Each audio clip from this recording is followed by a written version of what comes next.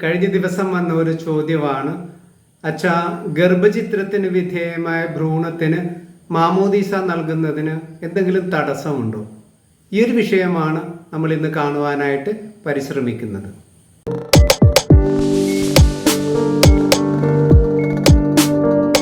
മാമോദീസ എന്ന കൂദാശയെ കൂദാശകളുടെ കവാടം എന്നാണ് കാനോൻ നിയമവും കത്തോലിക്ക സഭയുടെ മതബോധന ഗ്രന്ഥവും വിശേഷിപ്പിക്കുന്നത്. കാരണം സാധുവായി മാമോദീസ സ്വീകരിച്ച വ്യക്തിക്ക് മാത്രമേ സഭയിൽ മറ്റു കൂദാശകളും സാധുവായിട്ട് സ്വീകരിക്കാനായിട്ട് സാധിക്കുകയുള്ളൂ. മാമോദീസ എന്ന കൂദാശയുടെ സാധാരണ കാർമ്മികർ മെത്രാനോ, വൈദികനോ, ഡീക്കനോ മാത്രമാണെന്ന് ലത്തീൻ കാനോൻ നിയമത്തിലെ 861 കാനോനും പൗരസ്ത്യ കാനോൻ നിയമത്തിലെ 677 കാനോനും വ്യക്തമാക്കുന്നുണ്ട്.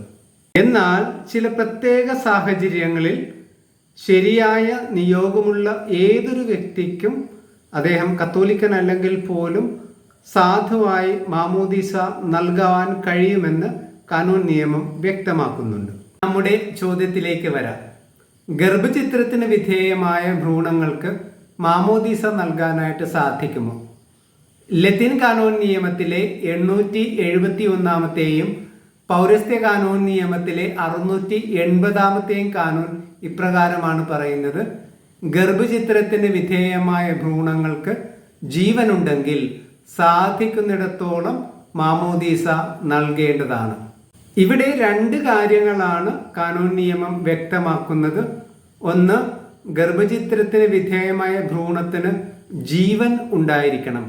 അതായത് കൂദാശകൾ ജീവിച്ചിരിക്കുന്നവർക്ക് വേണ്ടി മാത്രമുള്ളതാണ്.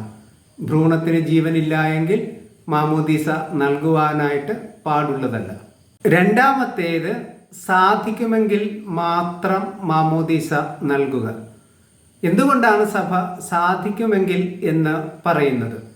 കത്തോലിക്ക സഭയിൽ ഭ്രൂണഹത്യ, എക്സ്കമ്മ്യൂണിക്കേഷൻ, സഭാഭ്രഷ്ട് ശിക്ഷ ലഭിക്കുന്ന കുറ്റമാണെന്ന് ലത്തീൻ കാനോൻ നിയമത്തിലെ 1398 പൗരസ്ത്യ കാനോൻ നിയമത്തിലെ 1450 കാനോൻ വ്യക്തമാക്കുന്നുണ്ട്. അതുപോലെ തന്നെ അബോർഷൻ ചെയ്യുന്നവരും അതിനോട് സഹകരിക്കുന്നവരും, അതായത് ഡോക്ടർമാർ, നേഴ്സുമാർ, ജീവിത പങ്കാളി അല്ലെങ്കിൽ കാമുകനോ ആ പെൺകുട്ടിയുടെ കുടുംബവുമായിട്ട് ബന്ധപ്പെട്ട് നിൽക്കുന്നവരോ എല്ലാവരും, ഈ അബോർഷൻ ചെയ്യാനായിട്ട് കൂട്ടുനിൽക്കുന്നവരും സഭാഭ്രഷ്ട് ശിക്ഷയിലായിരിക്കുമെന്ന് ലത്തീൻ കാനോൻ നിയമത്തിലെ 1329 പൗരസ്ത്യ കാനോൻ നിയമത്തിലെ 1418 കാനോൻ വ്യക്തമാക്കുന്നുണ്ട്. അതിനാൽ തന്നെ അബോർഷൻ ക്ലിനിക്കുകളിൽ കത്തോലിക്കരായ ഡോക്ടർമാരോ നേഴ്സുമാരോ ജോലി ചെയ്യുന്നില്ല എന്നാണ് സഭ പൊതുവിൽ വിശ്വസിക്കുന്നത്. എന്നിരുന്നാലും അത്തരം ക്ലിനിക്കുകളിൽ ജോലി ചെയ്യുന്ന കത്തോലിക്കരായിട്ടുള്ള ഡോക്ടർമാരും നഴ്സുമാരും ഉണ്ട്. അത്തരം സന്ദർഭങ്ങളിൽ ഗർഭചിത്രത്തിന് വിധേയമായ ഭ്രൂണങ്ങൾക്ക് ജീവനുണ്ട് എന്ന് കണ്ടു കഴിഞ്ഞാൽ ഏതൊരു ക്രിസ്ത്യാനിക്കും പിതാവിൻ്റെയും പുത്രൻ്റെയും പരിശുദ്ധാത്മാവിൻ്റെയും നാമത്തിൽ ജലം ഒഴിച്ചുകൊണ്ട് ആ ഭ്രൂണത്തിന് മാമോദീസ നൽകാവുന്നതാണെന്ന് കാനോൻ നിയമവും സഭയും വ്യക്തമായിട്ട് പഠിപ്പിക്കുന്നുണ്ട്.